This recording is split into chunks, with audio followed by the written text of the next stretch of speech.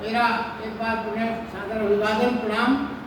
जैसा आप जानते हैं भगवत गीता के 5वें अध्याय कर्म संन्यास योग को निरंतर ले रहे हैं। आज अपना एक चतुर्थ विवेचन का क्रम है। इसमें भगवान ये कहते हैं अंतःकरण बस में हुआ जिसका,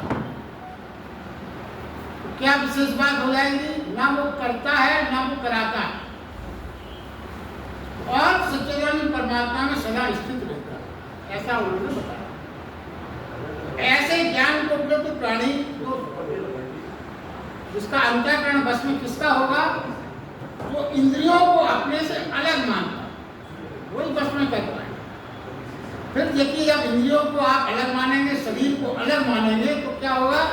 वासना उसके अंतःकरण को अशुद्ध और प्ररूप नहीं कर सकती, क्योंकि अब इंद्रियों जो भी कार्य है वो सब इंद्रियों से किया और हमने उसको अपने शरीर से अलग माना, तो फिर वासनाएं हमारे अंतःकरण को अशुद्ध और प्ररूप नहीं कर सकती।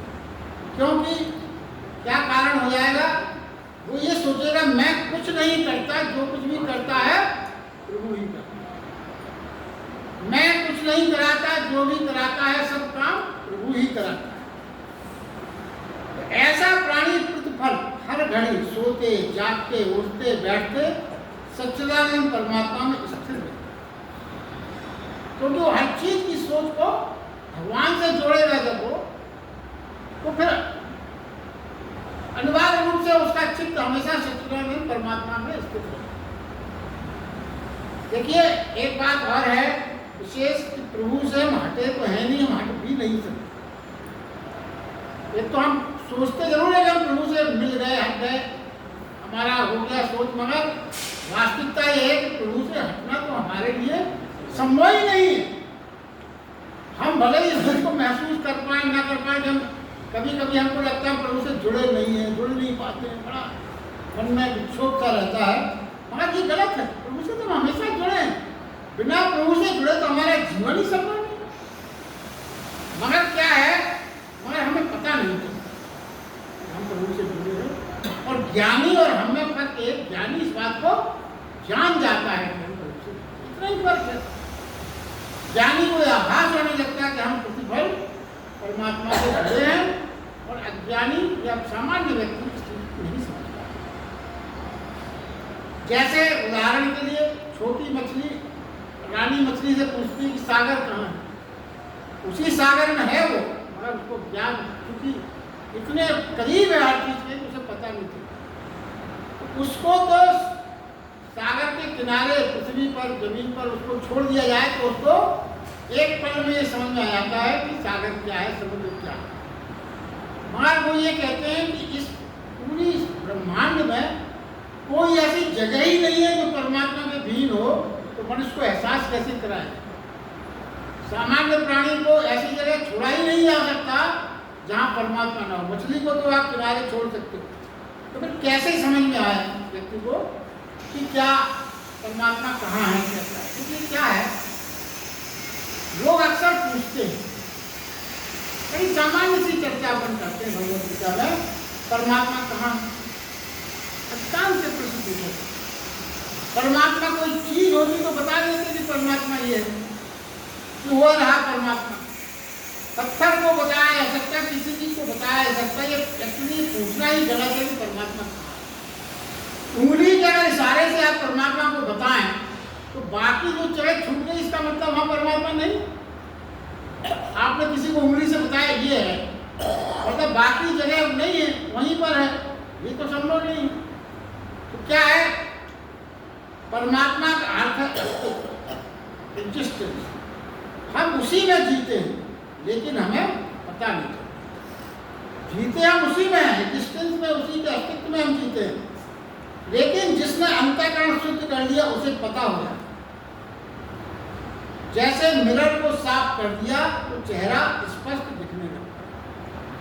मिरर में अगर धूल है तो आपको अपना चेहरा भी स्पष्ट नहीं दिखेगा। मिरर वही है, और आपने अगर धूल हटा दी तो आप अपना चेहरा ठीक से देख सकते हैं।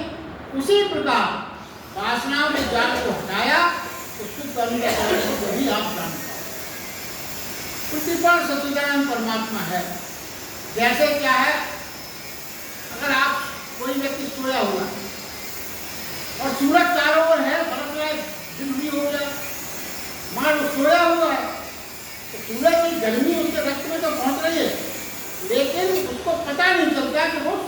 है, क्योंकि उसे सूरज का पता नहीं चलता। और जो व्यक्ति जागा है, हर घड़ी सूर्य है, तो उसको इस बात का एहसास नहीं, जगा हुआ है उसको सूर्य का प्रत्यक्ष दर्शन हो जाएगा, आभास हो जाएगा। मगर जो जागा हुआ है, देखिए जो सोया हुआ है वह भी सूर्य नहीं है, और जो जागा हुआ है वो भी सूर्य में भी है। एक को पता चल रहा है, दूसरे को पता नहीं चल रहा, यही फर्क है। इसलिए जागरण में ही आपको दर्शन हो सकते हैं, मगर आप सो भी रहे हो तो ऐसा नहीं है कि वो नहीं है, वो तो है, सिर्फ आपको उसका आभास नहीं हो रहा, पता नहीं चल रहा। देखिए अंतस का कूड़ा करकट फेंक देने से, कर्ता का बोझ उतार देने से हम हल्के हो जाते। अंतस का कूड़ा करकट अगर हमने हटा दिया और हमने अपने कर्तापन का बोझ है, कर्तापन का बोझ ही तो हमको परेशान क्यों रहता है। अगर ये हम उतार सके तो हम हल्के हो जाते हैं, और हल्के होते ही क्या होगा, शुद्ध हो जाते। अंतःकरण शांत मौन निर्भर होते ही जान जाता है कि मैं सच्चिदानंद परमात्मा हूं। अब देखिए सच्चिदानंद का जो शब्द है, सच्चिदानंद को अक्सर अपन ने प्रयोग किया है, तीन शब्दों का जोड़, सत, चित और आनंद। अब सत तीनों शब्दों की सूक्ष्म व्याख्या अपन समझे। सत क्या है? सत वो है जो सदा, जिसका अंतःकरण शुद्ध हुआ वो जान जाता है। क्या जान जाता है? जिसका अंतःकरण शुद्ध होता है, ना मैं कभी पैदा हुआ, ना मैं कभी मरूंगा, ना मैं बच्चा, ना मैं जवान, ना मैं बूढ़ा, मैं वह हूं जो सदा है, जो कभी परिवर्तित नहीं होता। बाकी सब चीजें परिवर्तित हो रही हैं, जितनी चीजों का नाम दिया है, मगर उसको आभास हो जाता है परमात्मा है, अस्तित्व और जगत है। परमात्मा है अस्तित्व, परमात्मा अस्तित्व है, और जगत क्या है? जगत है परिवर्तन, हमेशा परिवर्तित होता है। देखिए वृक्ष, नदी, बच्चा, जवान, बूढ़ा, हर पल बदल रहा है। अब हम और आप सोच सकते हैं कि वृक्ष हर पल कैसे बदल रहा है? हर बदल रहा है। एक पल में ही उसमें कोई छोटी सी कली कब गिर गई, कौन सा एक पत्ता उसमें नया आया, कौन सा एक पुराना पत्ता गिर गया, ये सब प्रति क्षण हो रहा। तो इस क्षण हम जिस वृक्ष को अभी देख रहे हैं, कुछ ही क्षण के बाद वो वृक्ष वो नहीं रहेगा, बदल गया। नदी अभी जो आप देख रहे हैं हम और आप, दूसरे क्षण आप पलक झपकते देखेंगे तो वो नदी जो आपने देखी थी वो बदल गई, क्योंकि जल चला गया, दूसरा जल आ गया। इस सब परिवर्तन की बात है। तो देखिए किसी भी चीज को आप है नहीं कह सकते। बच्चा है, बच्चा है का मतलब बच्चे थोड़ी रहेगा, है नहीं, हो रहा है, आगे बढ़ रहा है, हो रहा है शब्द, मतलब ये चीज जो है, मगर मात्र अस्तित्व स्थायी है। और उसी को भगवान ने गीता में सत्य का परिभाषित किया। चित्त क्या है? चित्त कहते हैं, चित्त का अर्थ चैतन्य का, चेतना। जो व्यक्ति जितना शुद्ध होकर भीतर झांकता है, चेतना का मतलब क्या है? चेतन होने का मतलब क्या है? कि हम अपने भीतर अनुभव करें। तो कहना जितनी चेतना, जितना भी चेतन होगा और शुद्ध होकर हम अंदर झांकेंगे, उतनी ही चेतना हम देख पाते हैं, और फिर बाहर भी वही चैतन्य दिखाई पड़ता है। जितनी शुद्धता से हमने भीतर झांक के जो देख पाया, इसका तात्पर्य है कि सारे जगत में जो ब्रह्मांड में गीता में कहा गया है कि सब में भगवान के दर्शन करो, कब संभव है? वो जब ही संभव है, भगवान कहते हैं, जब हम अपने अंतस में झांकें और हमारी चेतना उस अंतस में विराजित प्रभु के यदि दर्शन करने में सक्षम हो जाएगी, तभी हमें बाहर सब जगह प्रभु दिखाई पड़ेगा। ये समझने की बात है। और उसके बाद ये भी आप समझ लें कि जब हमारी चेतना पर कुछ वाह तत्व छाए रहते हैं, तो देखिए ये अपने आप में बहुत स्वाभाविक चीज है। द्विवेदी का बहुत बहुत स्वागत है भाई, उदाहरण।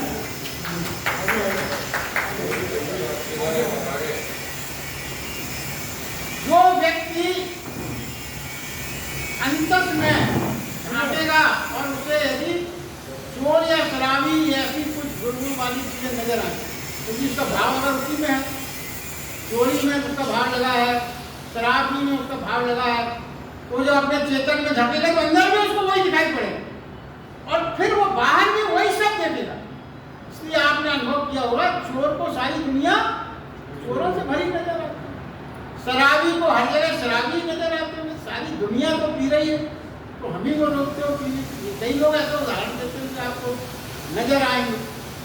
क्या है कि ये जो सच्चित आनंद का है भाव, ये इसीलिए अगर आपकी चेतना शुद्ध है और आपने अपनी चेतना से अंतस में परमात्मा के दर्शन कर सके आप, तो फिर आपको सृष्टि में हर प्राणी में, जो भगवान ने कहा है कि हर चेतना में, हर भूत में, हर प्राणी जीवों में मेरे दर्शन करते तभी संभव है जब आप अपने अंतस में सबसे पहले परमात्मा के दर्शन करने में सक्षम। इसके लिए साधना चाहिए, डायरेक्ट कोई चीज नहीं मिलती। कहना तो बहुत सरल है, सब में प्राणी प्रभु के दर्शन करें, नहीं, जब आप अपने अंतस में ही प्रभु को देखने में सक्षम नहीं है तो बाहर आप कैसे समझ प्रभु को देखेंगे?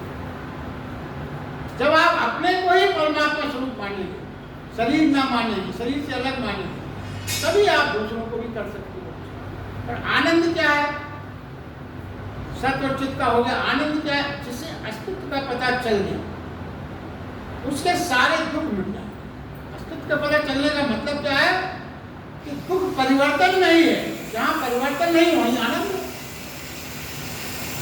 अस्तित्व का पता चलने का मतलब आपने वो जान लिया जो परिवर्तित नहीं हो रहा। आपको अगर उस चीज का पता तो सारे दुख संसार के परिवर्तित होने से तो है। और अगर आपको ये पता चल गया कि हम ऐसी चीज से जुड़ गए, ऐसी ऊर्जा से जुड़ गए जो जहां परिवर्तन की कोई गुंजाइश नहीं है, तो आपके सारे दुख उसी क्षण। देखिए, परिवर्तन से बाहर है ये पता चला तो फिर उसी क्षण सारे दुख। ये बहुत सूक्ष्म विज्ञान है। सीधे सीधे कोई चीज हम और आप क्या है, उसके पीछे जो साइंस छिपी हुई है उसको ना समझ के सीधे सीधे हमारे दुख दूर हो जाए। दुख निश्चित दूर हो जाएंगे यदि आप परिवर्तन के भाव से अपने आप को अलग कर सके, आपके दुख दूर हो जाएंगे। और हम बाकी कुछ नहीं करना चाहते, हम सब ये चाहते हैं बस हमारे को दुख दूर कर दो। तो ये नियम है, भगवान ये कहता है ये नियम है, जो फिक्स नियम है, इस नियम के विरुद्ध वो भी नहीं चल सकता। तो लाख आपसे चाहे कि हम इसको दुख दूर करते हैं, नियम के अनुसार परमात्मा को भी चलने की बाध्यता है, चलना पड़ता है। देखिए, मूर्छा में दुख, ये मूर्छा ही तो है कि हम और आप तरह तरह के चीजों से आच्छादित हैं, ये मूर्छा है। मूर्छा में दुख है, जहाँ बेहोशी है वहीं दुख है। अब क्या होता है, दुखी आदमी हमेशा ज्यादातर किसी नशे की ओर, जैसे शराब की ओर जाने लगता है। और जब वो शराब पीता, किस लिए दुखी शराब पीता है और शराबी दुखी हो जाता है। देखिए, वाइस बढ़ता है कि दुखी शराब पिएगा और शराबी दुखी हो जाएगा। तो क्या है, जहां बेहोशी है वहीं पे दुख होता है। दुनिया में जितना दुख बढ़ेगा उतनी शराब बढ़ेगी या नशा बढ़ेगा, तो जितनी शराब बढ़ेगी उतना ही दुख बढ़ेगा। इसीलिए तो ये चीज लोग सोचते हैं शराब को नशा करने से दुख मिट जाएगा, लगता है मगर वो दुख और बढ़ने वाला। जिनका होश बढ़ेगा, जिनका होश बढ़ेगा वही दुख से बाहर हो सकता है, इसके अलावा और कोई रिश्ता नहीं। इस सत्य को जिसने जाना उसके सारे दुख मिट जाते हैं। फिर क्या है, फिर आनंद ही आनंद। जहां परिवर्तन नहीं वहीं आनंद। ध्यान रखें, सुख तो किसी से मिलता है, सुख किसी से मिलता है, दूसरे से मिलता है, पर आनंद किसी से नहीं, भीतर से। सुख के लिए आपको बाहर किसी न किसी की तलाश करना पड़ेगा, किसी न किसी से जुड़ना पड़ेगा। और आनंद में किसी बाहर की चीज की आवश्यकता नहीं है। आनंद की अनुभूति आपको अपने अंतर से। सुख किसी पर निर्भर है और आनंद पूर्णतः स्वतंत्र, किसी पर निर्भर नहीं। यही एक इसीलिए उसको पर आनंद रखा। देखिए, समाज मित्र सब छूट जाए, अगर ऐसा समाज छूट जाए, हमारा मित्र छूट जाए, सब छूट जाए, तो हम सुखी नहीं रह सकते, सुखी नहीं रह सकते। और आनंदित होना है तो अकेला रहना ही काफी। संत महात्मा गुफा में और जंगलों में और कुटिया में बने रहते, बड़े आनंदित रहते। आप उनको देखो तो उनसे ज़्यादा आनंदित रहे। सारी दुनिया का सम्राज्य जैसे इन्हें पा लिया, इतना आनंद उनको प्राप्त होता है, उनके चेहरे से इतना उनके रौनक है, इतना आनंद झलकता है। क्यों? क्यों? उन्होंने अपने भीतर के आनंद से अपने को जोड़ लिया। उनका आनंद भीतर से आता है, तो किसी दुनिया की आवश्यकता। क्यों? इसका एक और भी बात है कि आनंद किसी का मोहताज नहीं होता है, और सुख जिनसे मिलता है, देखिए एक परिभाषा है और हम आपके सबने में पता किया, सुख जिनसे मिलता है उनसे ही दुख मिलना तय है। मगर जिसे आनंद मिलता है वो दुख पाने का कोई उपाय नहीं, क्योंकि वो तो आपसे ही मिलता है। सुख का विलोम हमेशा दुख है, मगर आनंद का कोई विलोम नहीं। इसीलिए भगवान कृष्ण ने कहा, अंतःकरण शुद्ध हुआ जिसका, वो सच्चिदानंद परमात्मा में स्थिर, सदा स्थिर। अब देखिए आगे भगवान कहते हैं सृष्टा के बारे में बताया है। सृष्टा का अर्थ क्या है? भगवान को अपन सृष्टा कहते हैं। तो सृष्टा का अर्थ क्या है? सृष्टा का अर्थ है जीवन की सारी सृजन धारा जिससे बह रही है। सृजन की सारी धारा, सारा जीवन उससे ही जन्मता और उसी में भी। अब इस आध्यात्मिक रहस्य को समझते हैं। देखिए इसके लिए कुछ सामान्य उदाहरण समझना पड़ेगा, जिससे ये बात अच्छे से समझ में आ जाए एक्चुअली सृष्टा का, परमात्मा की सृष्टा का अर्थ क्या है। देखिए एक उदाहरण ये समझे, जैसे एक मूर्तिकार है, मूर्ति और नर्तक का अंतर का विचार कर रहे हैं अपन, तो सारी चीज बहुत सरलता से समझी जा सकती। मूर्तिकार ने मूर्ति बनाई, उसमें मूर्ति बन गई, फिर दोनों अलग अलग हो जाते। मूर्तिकार अलग और मूर्तिकार अलग। मूर्तिकार ना भी रहे तो अभी मूर्ति रह सकती है। देखिए आज भी हजारों साल पुरानी, सैकड़ों साल पुरानी मूर्ति आज भी मिलती है। उनके किसी के मूर्तिकार का कुछ नहीं पता कौन मूर्तिकार है। मूर्ति रह सकती है बिना मूर्तिकार के भी। आप देखिए नृत्यक और नृत्य में क्या फर्क है? नृत्यक के बिना नृत्य नहीं हो सकता। अगर कोई व्यक्ति नृत्यक है, अगर नृत्यक नहीं है तो नृत्य नहीं हो सकता। हाँ, नृत्यक हो सकता है नृत्य के बिना, नृत्यक न नाचे तो हो सकता है, मगर नृत्य आप नहीं देख सकते। अगर नृत्य पे उपस्थित ना हो तो कैसे नृत्य देखेंगे? बड़ी सामान्य सी बात समझिए।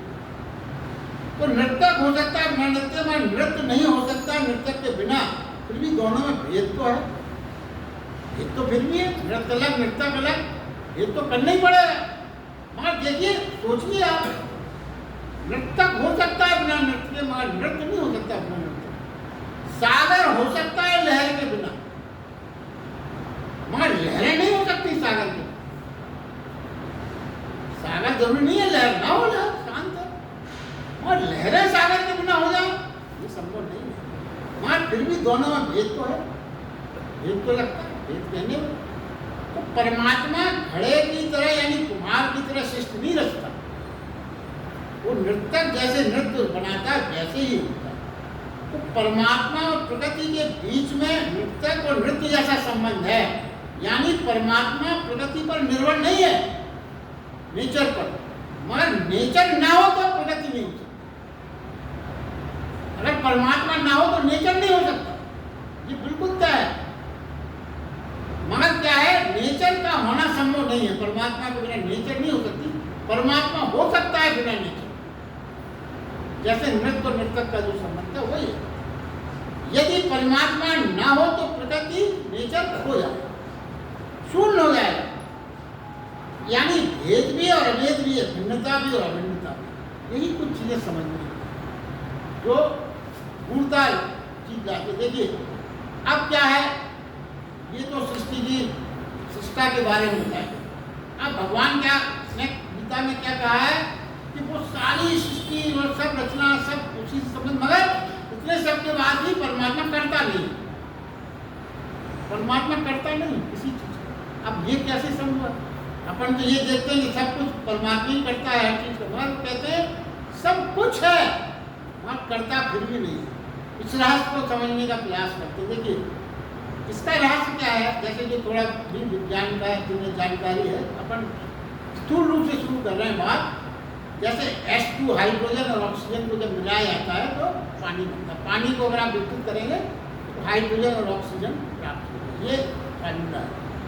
मगर क्या है, इन दोनों का कॉम्बिनेशन संभव कब है, जब इलेक्ट्रिसिटी उपस्थित हो।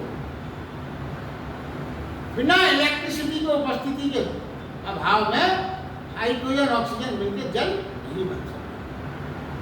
मगर यदि आप पानी को तोड़ेंगे तो हाइड्रोजन ऑक्सीजन तो मिलेगी, इलेक्ट्रिसिटी कहीं नहीं मिलेगी।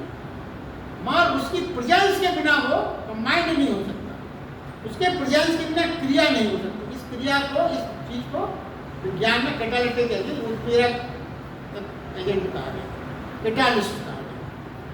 आप देखिए और एक सरल उदाहरण समझते हैं। जैसे हम मानते हैं पेट को भूख लगती है, अपन सब यही समझते हैं पेट को बहुत भूख लगती है, पेट को बहुत भूख लगती है। यदि कोई मर जाए तो पेट तो उसका ज्यों क्यों है, जैसा था वैसे ही है। पेट कहाँ गया, पेट तो है, मगर अब भूख लगना संभव नहीं। अब यही विचार करने की बात है। यदि कोई आप है अलग जो ना रहे तो फिर पेट कुछ नहीं कर सकता। यही चीज सोचने की है। कोई ऐसा तत्व है जो हमें दिख नहीं रहा, मगर वो उसकी प्रेजेंस के बिना कुछ हो नहीं सकता।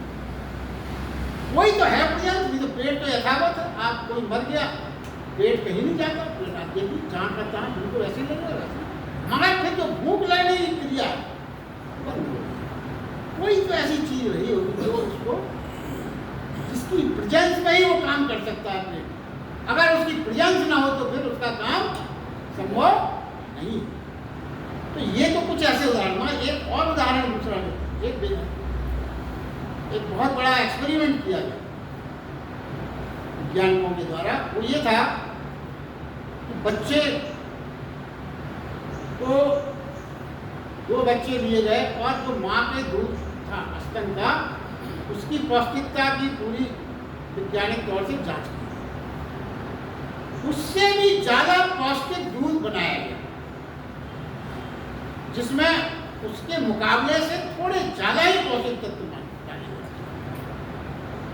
2 बच्चे लिए गए, एक को माँ के साथ रखा गया जो अपना स्तनपान करा के उस बच्चे को रखा, और एक बच्चे को उस माँ के दूध से भी ज्यादा पौष्टिक दूध दिया गया। 3 महीने बाद जब देखा गया तो जो बच्चा पौष्टिक दूध अलग से पिलाया था वो बिल्कुल बीमार, रुग्ण और उसकी ग्रोथ नहीं हुई,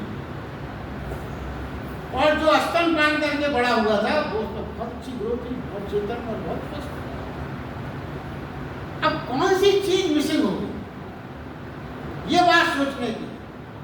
तो क्या है, वैज्ञानिक पौष्टिक से पौष्टिक चीज बना सकते हैं, दूध बना सकते हैं, निश्चित बनाया होगा, मगर मिसिंग क्या है, मदरहुड और मातृत्व जो है वो परमेश्वर का दिया हुआ है, वो मिसिंग है, वो नहीं बनाया जा सकता। मातृत्व के जो भाव हैं यही तो परमात्मा के भाव होते हैं। इसलिए अरब में तो कहावत है कि क्योंकि भगवान हर जगह नहीं पहुंच पाता तो अपनी जगह काम करने के लिए उसने माँ को बना दिया पोषण के लिए। पोषण करने का काम परमात्मा।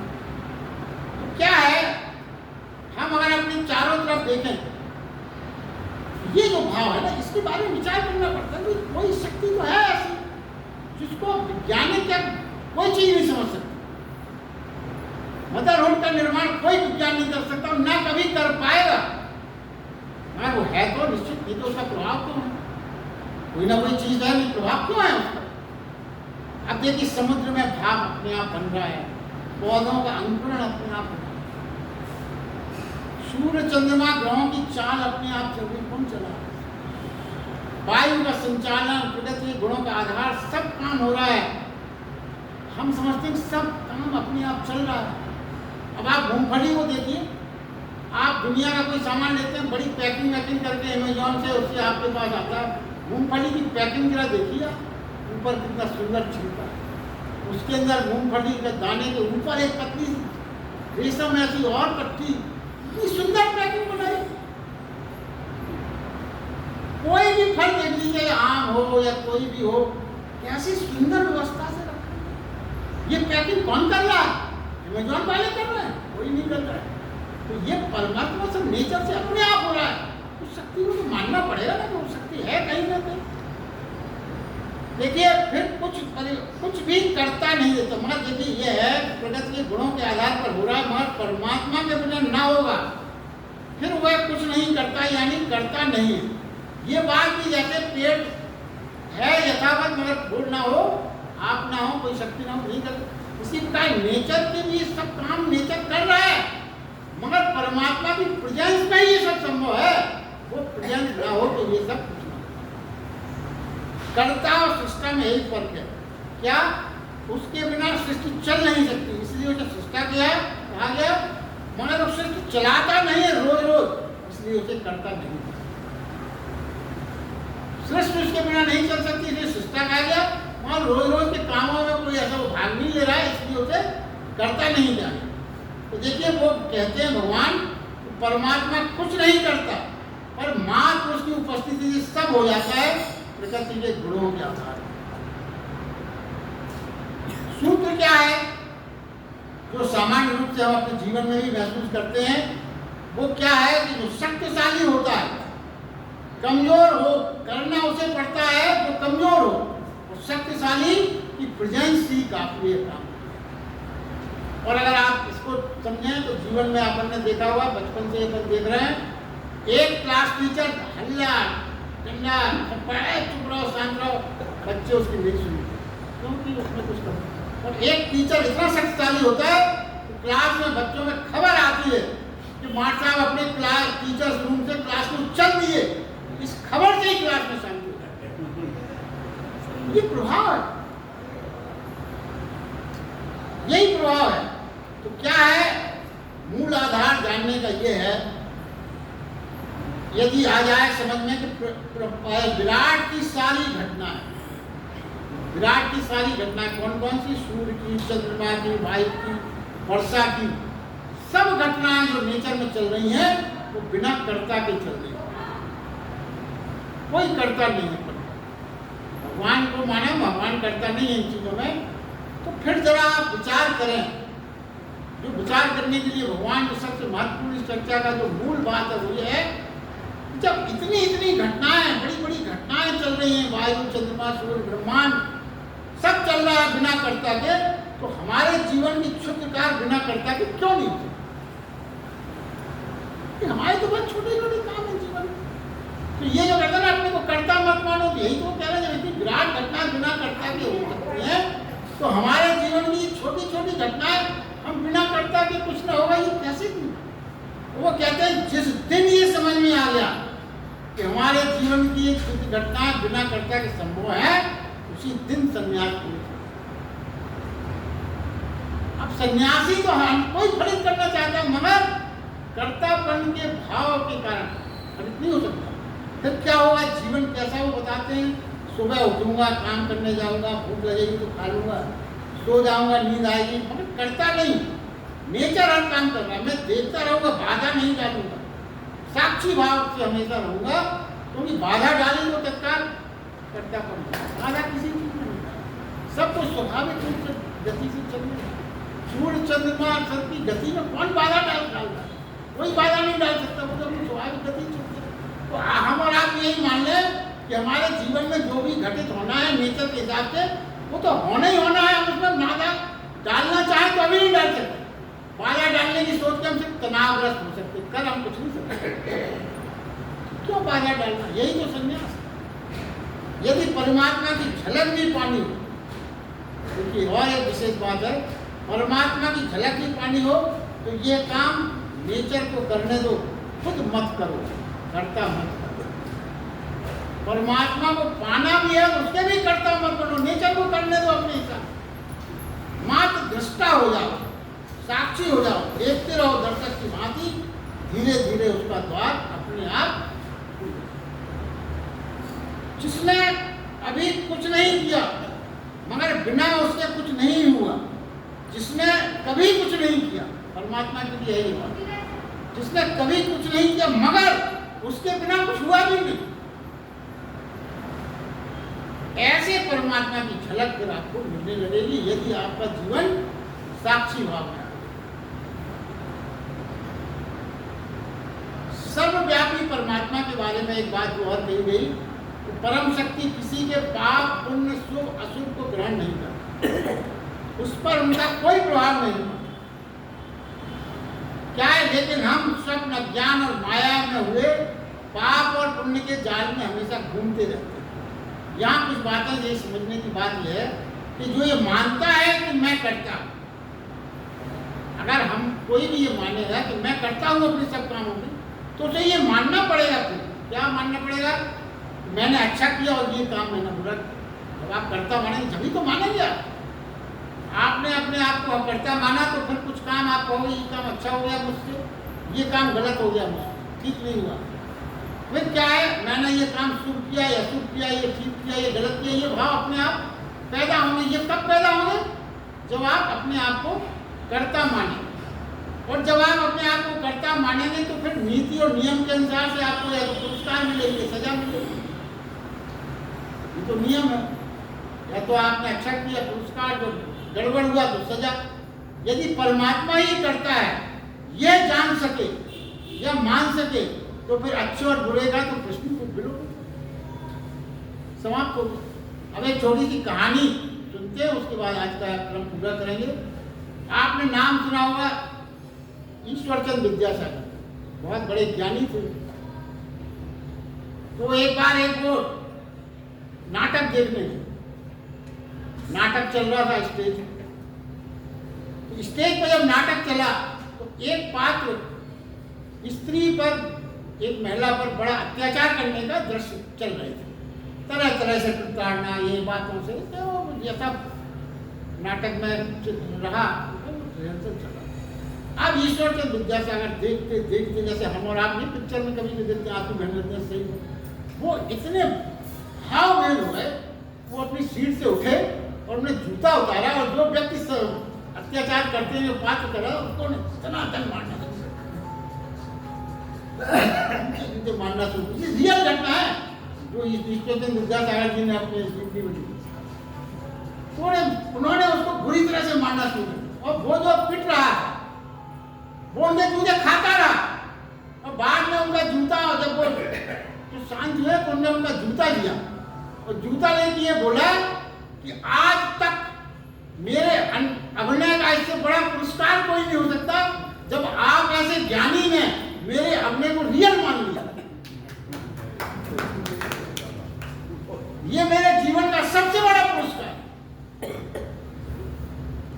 अब यही चीज जो है, अब आप जरा इसमें ये सोचे कि विद्यासागर जी को बचाने का ख्याल आ गया, तो कर्ता का भाव आ गया कहीं से। यही तो आ गया, हमने सोचा मैं कर्ता हो गया, सात्विक अहंकार पैदा हो गया कि मैं बचाऊं, बचाने का। ये बड़ा शुद्ध अहंकार होगा, मगर है तो अहंकार। अब सताना स्त्री को अभिनय था, स्त्री को जो सताने था वो मात्र अभिनय हो रहा था, मगर जूता मारा जाना रियल था। मगर देखिए क्या हो गया, सब उल्टा हो गया। अभिनेता ने जूता मारना भी अभिनय में ले लिया, जो रियल में मारा गया उसने उसको भी अभिनय में ले लिया। ठीक है, ये तो मेरा पुरस्कार हो गया, पुरस्कार मान लिया उसको। और विद्यासागर ने अभिनय को रियल मान लिया, जो अभिनय कर रहा था उसको रियल मान लिया। अब जूता लगना बुरा और भला न रहा। विद्यासागर के बाबत निर्णय लेने की जरूरत न रही कि उन्होंने बुरा किया या भला किया, अच्छा किया।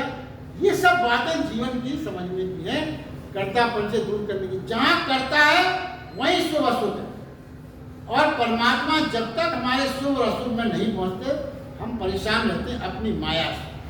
चलिए आज के लिए बस इतना ही, अगला क्रम हम फिर लेंगे।